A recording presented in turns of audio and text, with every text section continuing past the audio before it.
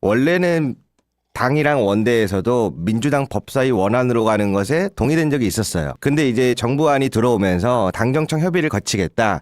그런데 지난번에 이제 한참 법 왜곡죄가 지난 12월부터 안 넘어가다 요번에 넘어갔잖아요. 법사위를 취재하고 있었는데 본회의 투표 들어가기 1시간 전에 갑자기 수정안으로 바꿔치기가 됐어요. 근데 문제가 뭐냐면 법사위 의원님들 입장에서는 판사도 법을 왜곡하면 처벌받을 수 있다잖아요. 그렇죠. 그 중요한 부분인데 갑자기 민형사에서 형사로만 제한이 되고 법안이 바뀌어서 투표장에 들어가야 되는데 이거에 대해서 어떠한 의견 표진도 하질 못했어요. 그렇게 해서 지금 계속해서 정부안이 들어오면 법사위에서 준비한 안들이 패싱되고 바뀌는 거예요. 왜냐하면 정책이 통해서 이게 좀 들어와요. 좀 밀렸어요 민주당이. 그건 맞습니다. 네, 그래서 지금 이게 사실은 하나의 사안이 아니고 계속해서 법사위에서 준비된 안이 계속 자꾸 꼬이는 거예요, 스텝이. 맞아요. 지금까지 그랬어요. 이렇게 하면 판사도 처벌할 수 있다 그러면 이건 대한민국의 수치다. 하지 말아달라. 라고 기자들한테 얘기하시는 분들이 있을 만큼 굉장히 이 사법개혁과 검찰개혁에 있어서 당내에서만 그런 게 아니고 외부에서도 못하게끔 막는 사람들이 존재하는 것 같아요. 당대표하고 원내대표 그리고 이제 법사의 김용민 뭐 간사라든가 이런 분들하고 정책위 하고 모였어요. 모여서 이제 논의가 이루어지고 있고 어떻게 바꿀 건지 이제 절충도 하고 어디까지 바꿀 건지 논의를 하고 있는 걸로 들었고 법사위 안에 100% 관철은 어렵겠지만 그래도 정부 안의 문제점들을 어느 정도 보완할 수 있는 부분들을 논의를 꽤 하고 있다. 그렇게 좀 듣고 있고 많은 당원들 지지자들이 원하는 수준이 있잖아요. 네. 거기까지 가려면 아직은 우리가 촛불을 좀 많이 들어야 할 것 같다. 그러니까 한 중간 정도 와 있는 것 같아. 우리가 100을 원하면 절반 정도. 저는 절반도 포기 못하겠습니다. 정청래 당대표가 그 기자회견 때 이 얘기를 했잖아요. 민주당의 깃발이자 상징인 검찰개혁.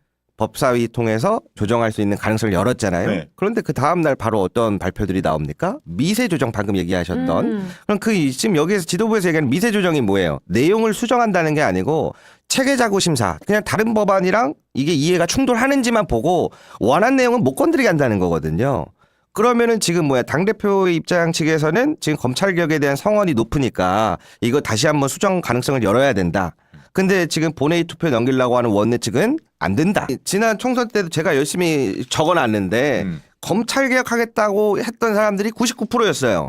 근데 왜 지금 와갖고 저희가 밀어줘야 돼? 아, 그러니까. 당연한 약속인데. 맞아요. 아니 근데요. 우리가 이제 이 검찰개혁과 관련해서 이제 논의의 주체가 국힘은 거의 이제 없잖아요. 네. 우리끼리 안에서 굉장히 치열하게 논쟁을 하고 있는 거잖아요. 그러다 보니까 국힘이 이 안에 못 들어오다 보니까 국힘에서 공부를 너무 안 하는 것 같더라고요.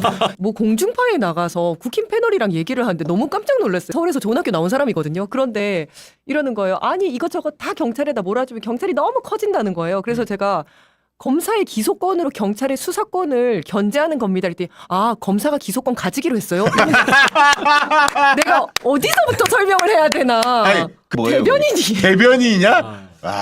진짜. 내가 뻥친 표정 그럼요라고 했는데 이제 급히 교통방송 들어간 교통 이렇게 설명하는 거 있잖아요. 그거 딱 바로 들어가더라고요. 그래서 와, 나 이 정도로 심각한지 몰랐어요. 깜짝 놀랐어요. 검사가 기소권을 가지는 것도 모르고 있구나.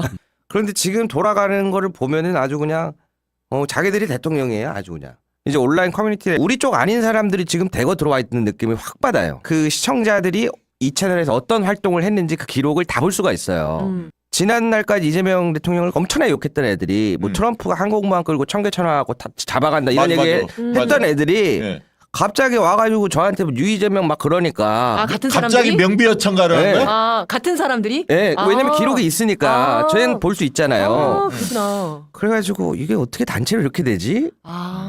세력이 들어와 있는 거네요. 그렇게 느낄 수밖에 없는 거죠. 멸칭이나 이런 정말 싫은 단어들을 사용하면서 왜 그런지 살펴봤거든요. 이유를 알겠더라고. 이 사람들은 그 누가 됐든 간에 다 싫어했던 사람들이라 애정이 없어요. 그러니까 어떤 멸칭이든 계속 사용하는 거예요. 여기 칠 때는 여기 치고 저기 칠 때는 저기 치고 해서 다 공멸하면 되니까 그렇죠. 쉽게 이야기하면 그 지지그룹의 숙명 같은 게 있어요. 노무현 대통령이 집권하면 친노, 문재인 대통령이 집권하면 친문. 보통 집권했을 때 그분들로 스포트라이트가 쫙 몰리거든. 네. 그분들이 되게 요직을 차지하잖아요. 그렇죠, 정권의 그렇죠. 실세잖아. 네. 근데 실세이기 때문에 어깨에 뽕도 많이 들어가고 힘도 많이 들어가요, 사실은. 네. 근데 그때 잘해야 그때 실수를 하는 경우를 많이 봐요. 친문의 핵심 전해철 그다음에 홍영표 뭐 이런 사람들이 김진표 이런 사람들이 실수했어요. 그래서 경기도지사 이재명 나올 때 전해철을 세게 밀었거든. 근데 이재명이 된 거야. 그리고 당대표 선거 때 김진표를 밀은 거야. 홍영표가 세게. 근데 이해찬이 된 거야. 노사모는 팬클럽이었지만 되자마자 해체 논쟁을 겪었었어요. 그러면 조심을 했다. 왜냐하면 개방적이었기 때문에 누구나 들어올 수 있었기 때문에 노사모로 가입할 수 있기 때문에 고민했다고. 그 친노 의원은 거의 없었기 때문에 힘을 줄 수가 없었어. 그래서 흔히 말하는 노무현을 팔아서 뭐 장사하는 사람은 별로 없었어. 당시에. 세력이 없었기 때문에. 근데 지금은 어떠냐? 모든 의원이 친명 의원이야 사실은. 원래 대통령과 가까운 의원일수록 더 양보해야 돼. 다른 의원들을 더 치켜 세워주고 우리가 밑으로 예를 들면 더 좋은 자리 있으면 양보하고 막 이래야 돼요. 그래야 그 세력이 건강하게 유지가 되고 지지 기반이 강화되는 거예요. 좋은 자리 있으면 우리가 다 차지할래. 막 이럴수록 망해지는 거예요. 거의.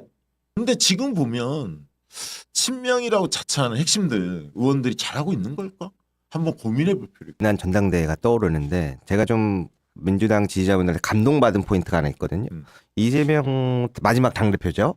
그때 나왔던 분이 김경수 의원, 네. 김두관 의원. 그 두 분한테는 죄송하지만 그때 조금 분위기가 좀 좋지 않았어요. 그 두 분한테는. 비판의 여론이 좀 거셌거든요. 예. 근데 제가 전당대회 현장 취재 갔을 때 깜짝 놀란 게 뭐냐. 맨 뒤에서 보는데 아 저분들은 이제 자기 연설 끝나면 좀 야유를 좀 받겠구나 싶었거든요. 근데 웬걸 모두가 박수를 쳐준 거예요. 야 그래도 너네 사고 안 치고 끝까지 이 무대를 같이 빛내줘서 고맙다고.